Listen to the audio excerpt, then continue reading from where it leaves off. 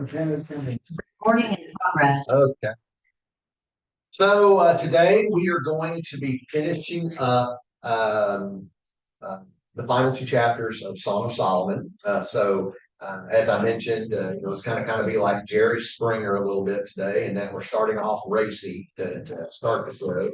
And then we're going to go back into the narrative a little bit, into the Kings and Chronicles there at the very end, as we hear about the downfall of Solomon. So that would be the anger and fighting of the Jerry Springer Show experience kind of thing.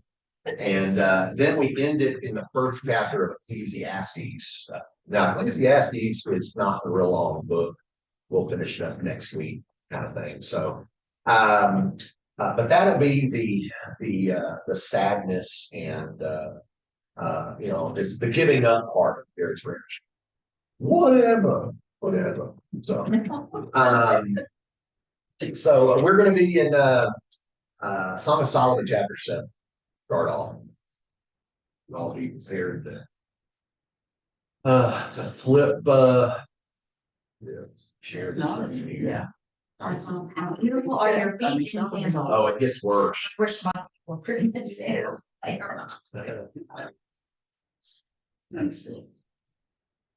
Okay, so here we go. Yeah, part 9.1. So we actually got to part 9. And we were in part 8 for 7 weeks.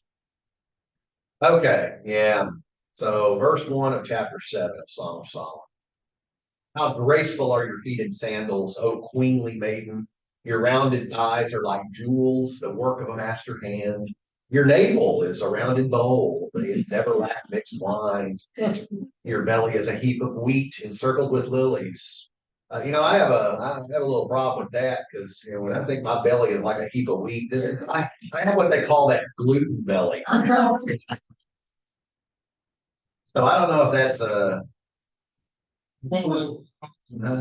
the wine in the name. Sounds like a neat. Staying in here now. Okay, got to come on speaker. Your two breasts are like two fawns, twins of a gazelle. Your neck is like an ivory tower.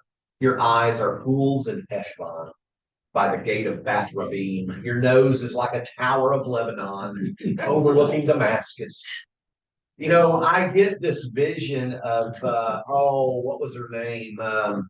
The actress who played Morticia in the movie. I can't think of her name. I'll think of it. We'll think of that. Anyway, but it'll come to me in the middle of what we're reading. No, Morticia was on the Addams Family. Oh, on the Addams. The Addams Family movie, the one back in the early 90s, where John Astin played Gomez. Well, Yvonne DiCarlo played Mrs. Munster. Oh, I thought she were looking. No, this is a big name actress. She's won several Academy Awards. I can't. She's really tall, has these evil looking eyes, big, long face. Anyway, I'll think her name. You just call her Jen. Yeah. Your head crowns you like it's the city,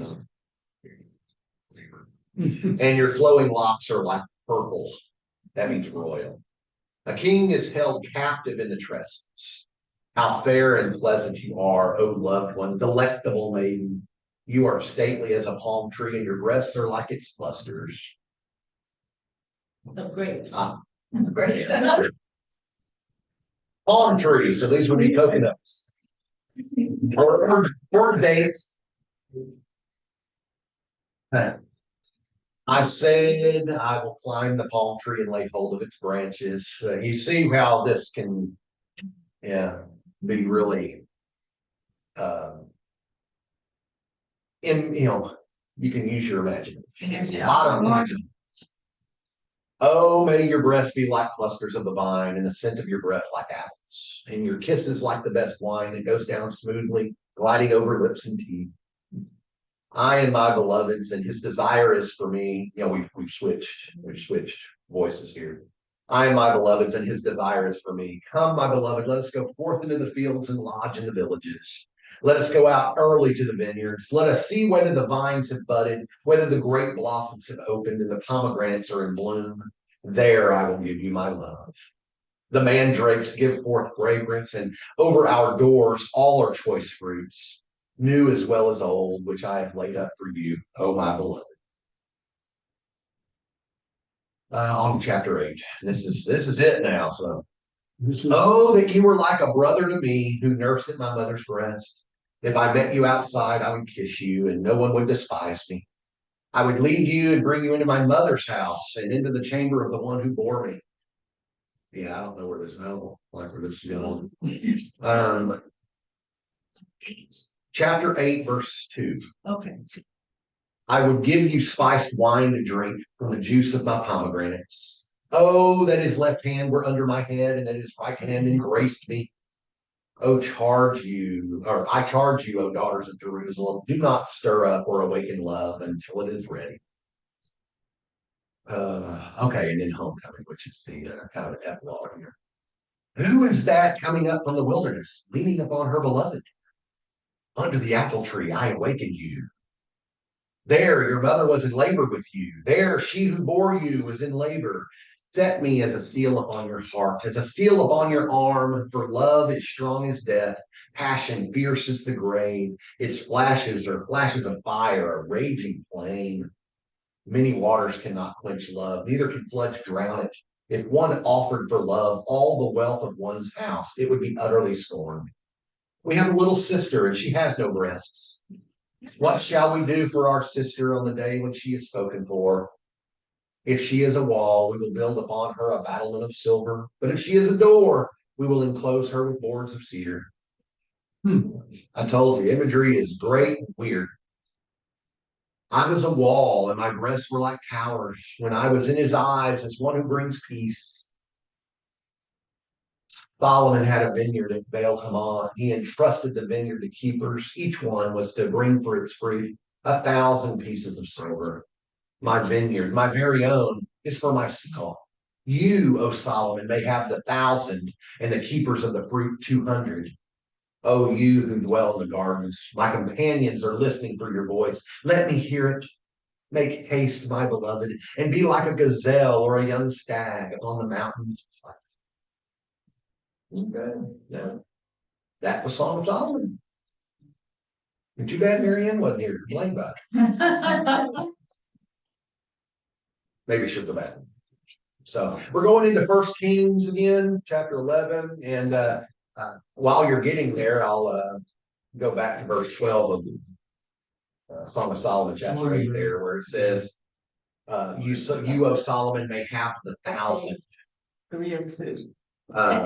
You, O Solomon, may have 1,000. That is a reference, we think, to what we're going to read here. In a moment where we hear that Solomon had 700 wives and 300 porcupines, concubines. So, are we there yet? First Kings chapter 11. Okay, verse 11. Yeah, chapter 11. 11th Kings chapter 1. First Kings chapter 11.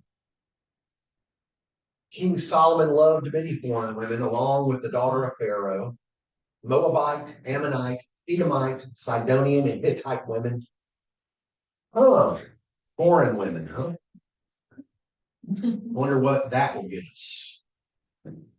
From the nations concerning which the Lord had said to the Israelites, you shall not enter into marriage with them. Neither shall they with you, for they will surely incline your heart to follow their gods. Solomon clung to these in love. His wives were 700 princesses and 300 concubines, and his wives turned away his heart. So that's exactly what happened.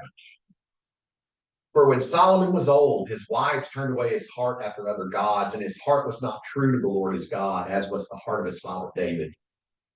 For Solomon followed Astarte, the goddess of the Sidonians, and Milcom, the abomination of the Ammonites. So Solomon did what was evil in the sight of the Lord and did not completely follow the Lord as his father David did.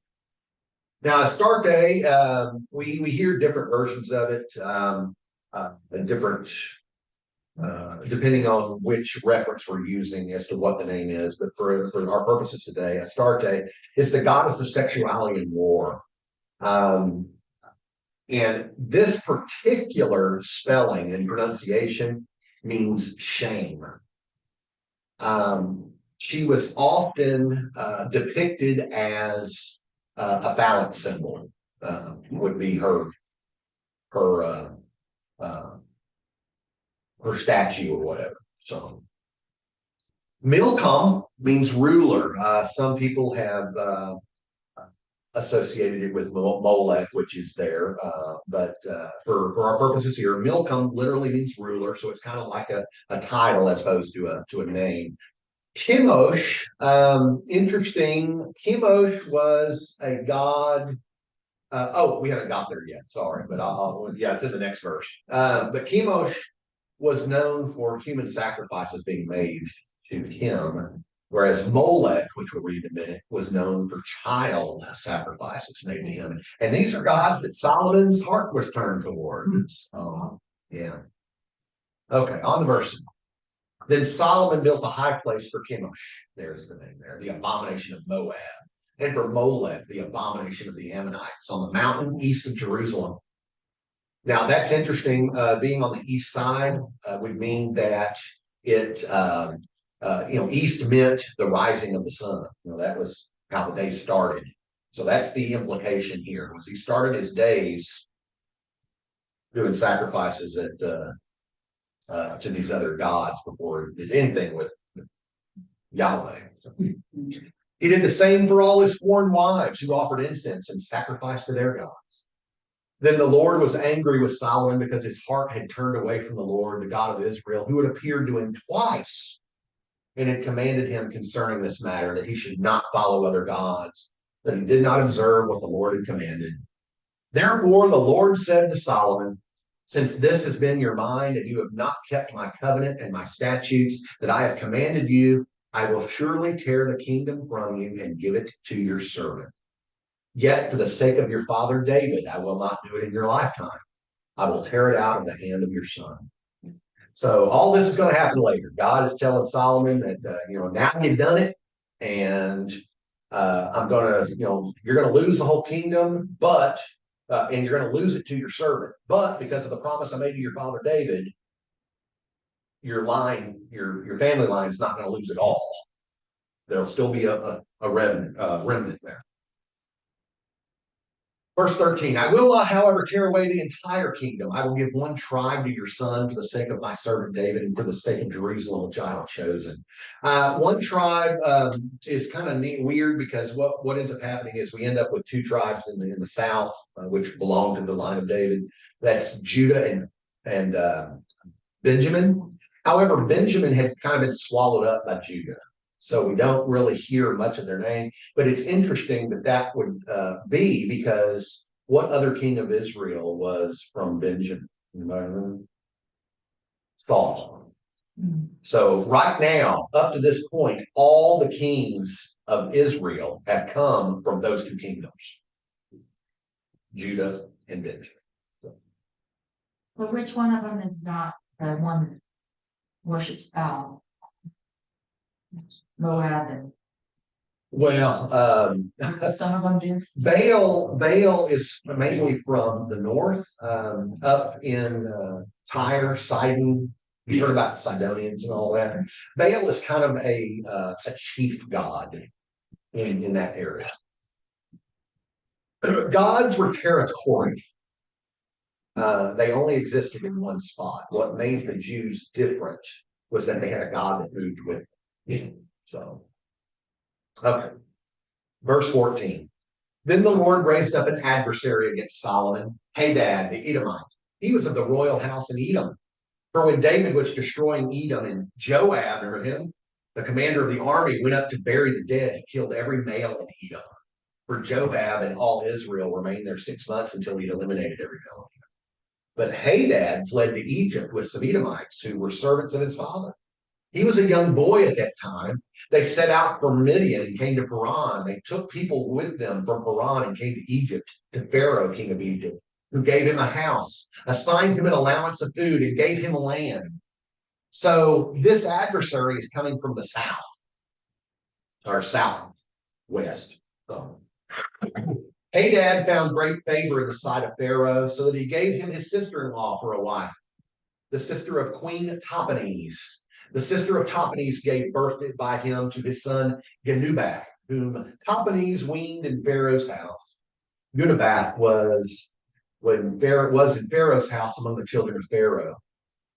Does that sound a little familiar? Sounds a little bit like Moses, a little bit. Okay. When Hadad heard in Egypt that David slept with his ancestors and that Joab, the commander of the army, was dead, Hadad said to Pharaoh, "Let me depart, that I may go to my own country." But Pharaoh said to him, "What do you lack with me that you now seek to go to your own country?" And he said, "No, do let me go." Well, that's the last we hear of Pharaoh for a while.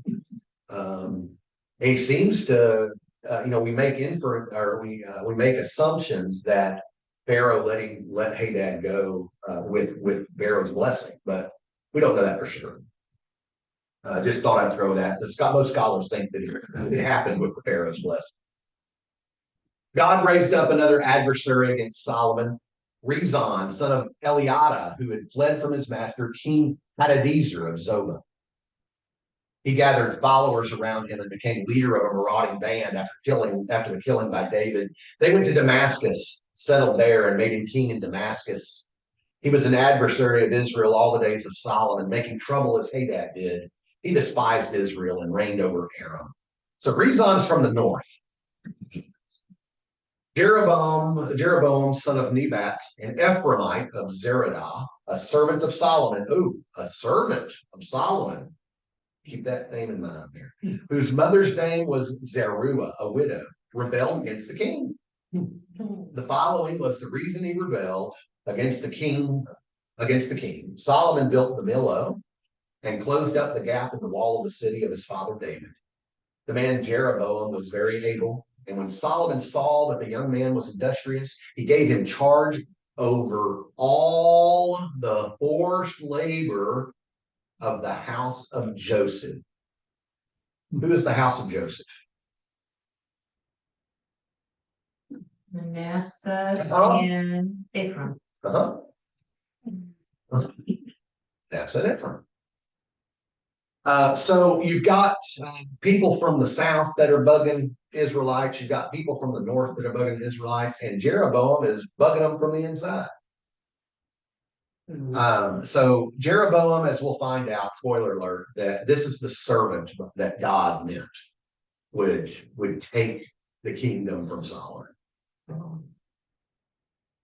29. At that time when Jeroboam was leaving Jerusalem, the prophet Ahijah, Shilonite, found him on the road. Ahijah had clothed himself with a new garment. The two of them were alone in the open country. When Ahijah laid hold of the new garment he was wearing and tore it into 12 pieces. He then said to Jeroboam, "Take for yourself 10 pieces, for thus says the Lord, the God of Israel, see, I am about to tear the kingdom from the hand of Solomon and will give you 10 tribes. One tribe will remain his for the sake of my servant David and for the sake of Jerusalem, the city that I have chosen out of all the tribes of Israel." Y'all ready for some interesting facts here? Does the name Ahijah sound familiar? Mm-hmm. Ahijah is the grandson of Samuel. Shilonite means he was from Shiloh. Remember, Samuel set up shop in Shiloh. His sons, Phineas and Hophri, were not very good priests. They were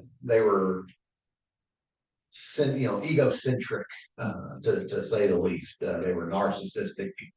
Well, Ahijah was the son of Phineas, and so he takes over the priestly role. But for the most part, when David was being challenged by Absalom, Ahijah, remember, went with Absalom. And then after all of it was over, David forgave Ahijah. Ahijah seemed to be, to be welcomed back, but he was always under the Watchful. right.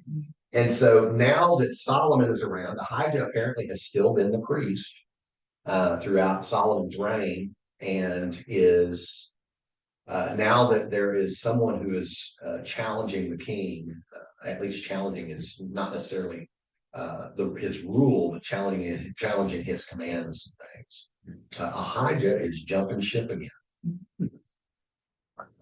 There's something that occurred to me in your reading, is that it appears that God is grieving over David.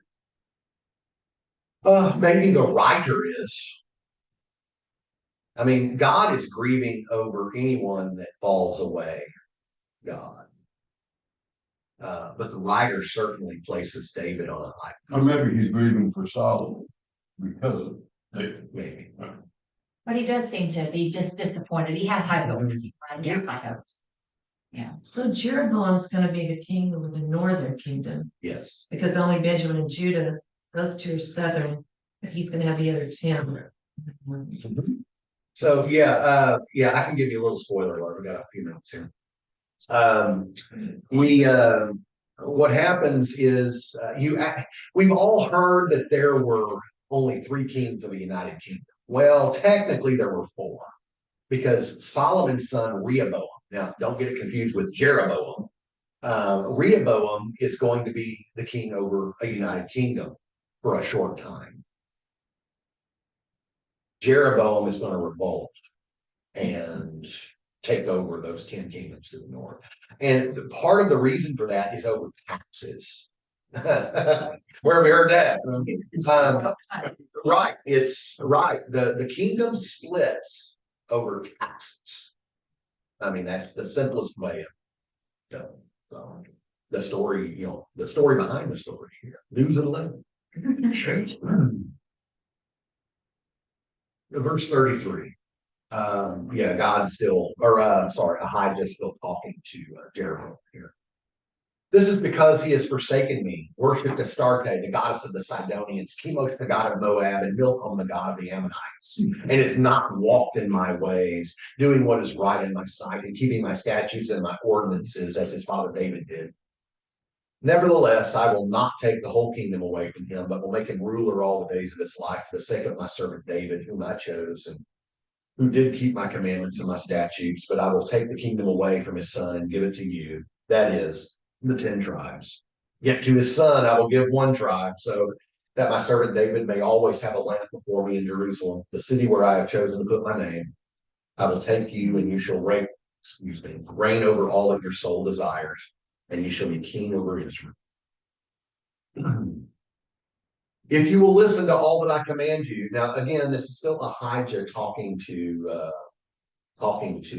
Jeroboam, but God apparently has put all this in motion. So Ahijah is still acting as a prophet and a priest, but he is, but he's repeating what God told him. If you will listen to man. Much better. If you will listen to all that I command you, walk in my ways, and do what is right in my sight by keeping my statutes and my commandments, as David my servant did, I will be with you and will build you an enduring house, as I built for David, and I will give Israel to you. For this reason, I will punish the descendants of David, not forever. And that, so of course you see the in quotations, that's the end of his little speech there. Solomon sought therefore to kill Jeroboam, but Jeroboam promptly fled to Egypt, to King Shishak of Egypt, and remained in Egypt until the death of Solomon. Now, the pharaohs are still going on, obviously, at this point, but now they're going to start calling kings instead of pharaohs. So Shishak was the beginning of a new dynasty that's going on. And that's it's funny. So there were Shishaks in the Bible. The women did have their own, their own she shed kind of thing. So Now we split from First Kings 11 and Second Chronicles 9. I'm gonna read the Second Chronicles part, adding in just the one little phrase from First Kings that isn't there. Now, the rest of the Acts of Solomon from first to last, are they not written in the book of the Acts of Solomon, in the history of the prophet Nathan, and in the prophecy of Ahijah the Shilonite, and in the visions of the seer Iddo concerning Jeroboam son of Nebat? Solomon reigned in Jerusalem over all Israel 40 years. Solomon slept with his ancestors and was buried in the city of his father David, and his son Rehoboam succeeded him. As I mentioned there, Ahijah there, Eli's grandson, and he is on the side of Jeroboam. Iddo is a prophet against Jeroboam. And some of Iddo's prophecies come to pass. We hear again about Iddo about 300 years later. So in the book of the prophets. So don't forget that name Iddo, although you probably will by the time we get to that point. We got a long way to go to get 300 years.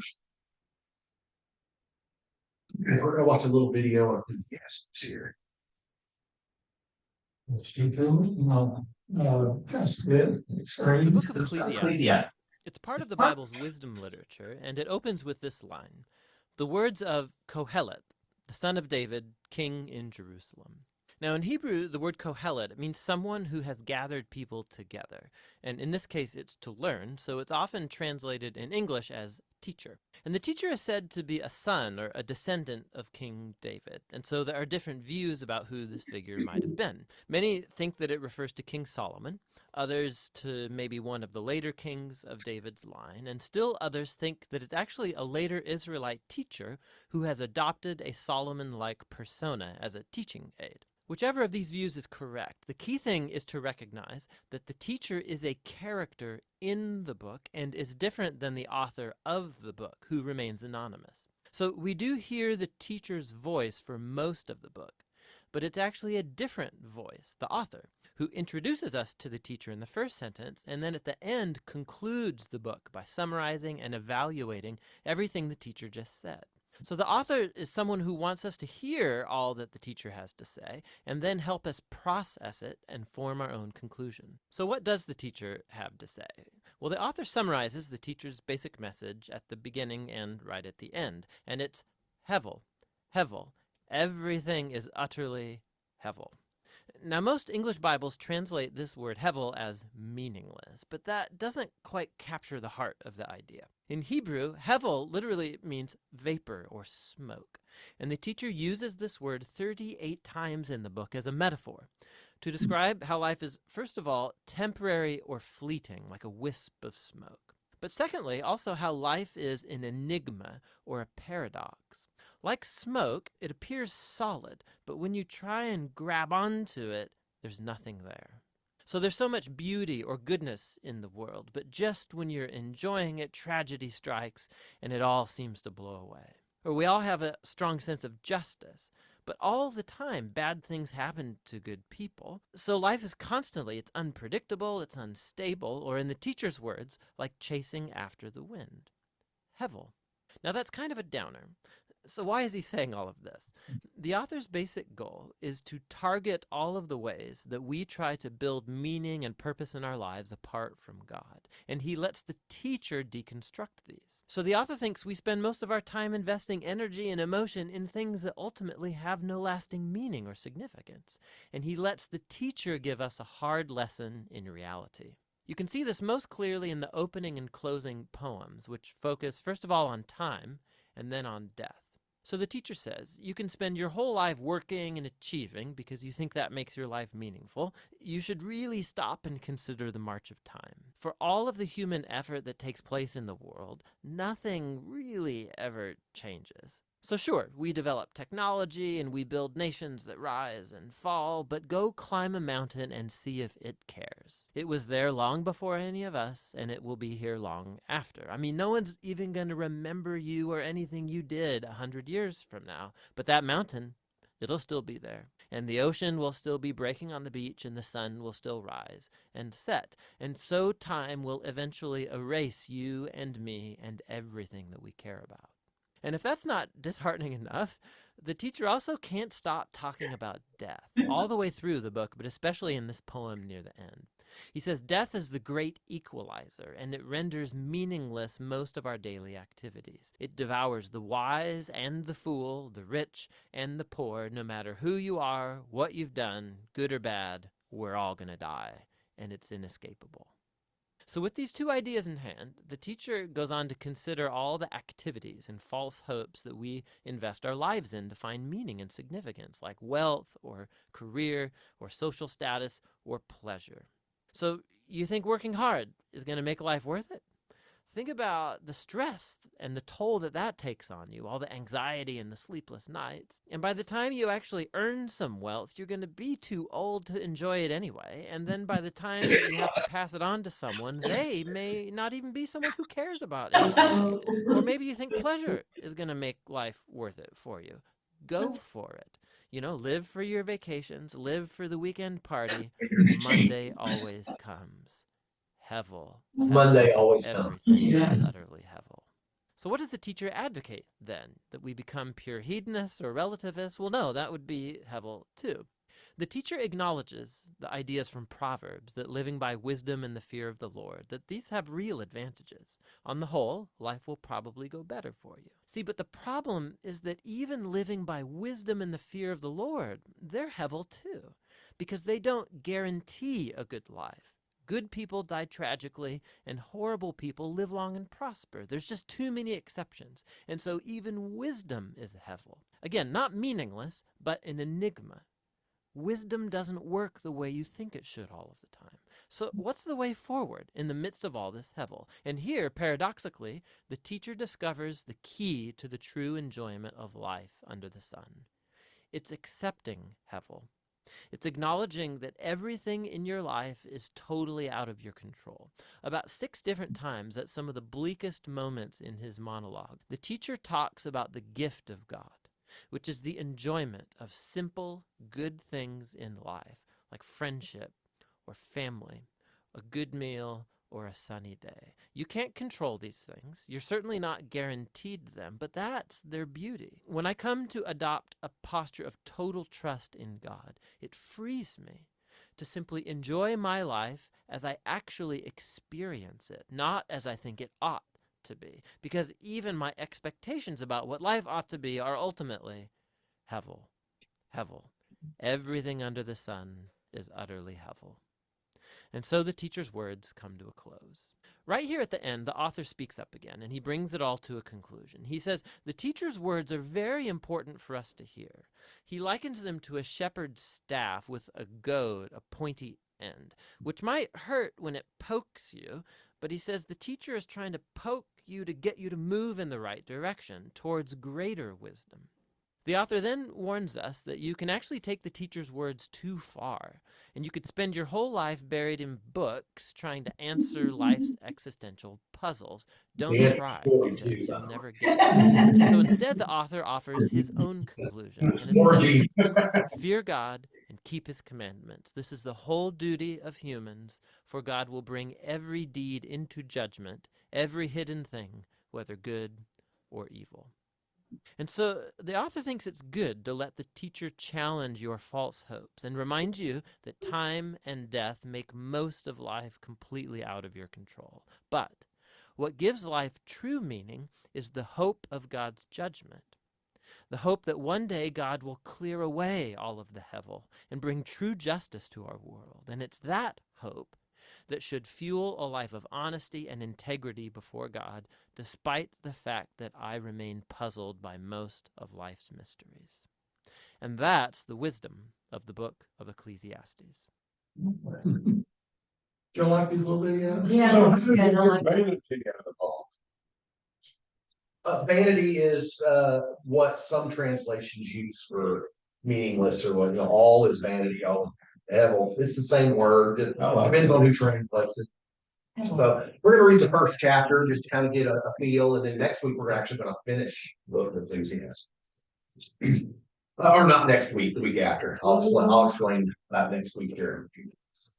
Ecclesiastes. Ecclesiastes. It's right before the Song of Solomon. So, told you the Bible's not chronological. Okay, verse 1. The words of the teacher. There's that Coelum. The son of David, king in Jerusalem. Vanity of vanities, says the teacher. Vanity of vanities, all is vanity. What do people gain from all the toil at which they toil under the sun? A generation goes and a generation comes, but the earth remains forever. The sun rises and the sun goes down and hurries to the place where it rises. The wind blows to the south and goes around to the north. Round and round goes the wind, and on its circuits the wind returns. Round the world in a day. All streams run to the sea, but the sea is not full. To the place where the streams flow, there they continue to flow. All things are wearisome, more than one can express. The eye is not satisfied with seeing, or the ear filled with hearing. What has been is what will be, and what has been done is what will be done. There is nothing new under the sun. Is there a thing of which it is said, see, this is new? It has already been in the ages before us. The people of long ago are not remembered, nor will there be any remembrance of people yet to come by those who come after them. I, the teacher, was king over Israel and Jerusalem. I applied my mind to seek and to search out by wisdom all that is done under heaven. It is an unhappy business that God has given to humans to be busy with. I saw all the deeds that are done under the sun, and see, all is vanity and a chasing after wind. What is crooked cannot be made straight, and what is lacking cannot be counted. The count on Sesame Street would disagree with that. If you can count zero, see, zero is the number of things you can have. I said to myself, I have acquired great wisdom, surpassing all who were over Jerusalem before me, and my mind has had great experience of wisdom and knowledge. And I applied my mind to know wisdom and to know madness and folly. I perceived that this also is but a chasing after wind. For in much wisdom is much vexation, and to those who increase knowledge, increase sorrow. You know, it wasn't Ecclesiastes. I was reading in Psalms. I think it says, your place will not be remembered anymore. I can't remember it. Yeah. Anyway. Well, the Apostle Paul in one of his writings takes this, being a Jew himself too, and learning, as a Pharisee and such. He says that it is appointed unto man once to die, and after this, the judgment. And so Paul kind of sums it up in just one statement. You're going to die, and God's going to. What struck me when I read, my dad lived to 91. And I thought about him. 91 years he was on the earth. And once he was gone, he was gone. There was anything still here to show that he lived on this earth for 91 years. And it just really struck me at that point, you're here, but then in an instant, you're gone. Yes. And there's nothing to show you ever were you. I mean, you have memories, but then those people who remember him die, but he's just gone. We do everything we can, humanly possible, to keep someone with us in memory of in some way. But back, headstones, when people die, these things, time, weather will eventually erode that. In the digital age, we save things, we back them up, but things get corrupted, digital access gets corrupted, and so that eventually goes away. No matter what we do as humans, we cannot keep in perpetuity the memory, because eventually even our own mind will forget. It's like go to an old graveyard, even it's become whitewashed. Yeah, the writing has been, it's all stone. So, we put a lot of trust, or I'm sorry, we put a lot of value on memory and the things that have come before, in the hopes that it'll help us later on when we experience something very similar. And that's part of that enigma. He uses the enigma paradox, is that when we do experience that in future, it's never the same. There's a different set of circumstances. It may look the same, but what brought it on was completely different. Our reaction to it's gonna be completely different. And so it's just, I would say that the writer of Ecclesiastes, it's